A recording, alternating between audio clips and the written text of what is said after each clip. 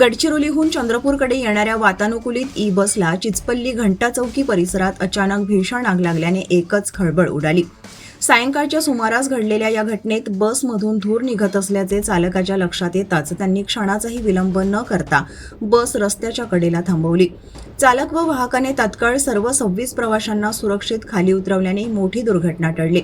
काही मिनिटातच आगीने संपूर्ण बसला वेढा घालत बस जळून खाक झाली। या घटनेमुळे प्रवासादरम्यान सुरक्षिततेचे महत्त्व पुन्हा अधोरेखित झाले। वाहनातून धूर, जळका वास किंवा बॅटरीतून अनियमित आवाज येत असल्यास प्रवाशांनी घाबरून न जाता तात्काळ चालकाला माहिती देणे गरजेचे असल्याचे तज्ज्ञ सांगतात। तसेच बस किंवा इतर वाहनात बसल्यानंतर आपत्कालीन दरवाजे, काच फोडण्याची साधने आणि अग्निशामक यंत्र कुठे आहेत याची माहिती करून घेणेही आवश्यक असल्याचे मत व्यक्त होत आहे।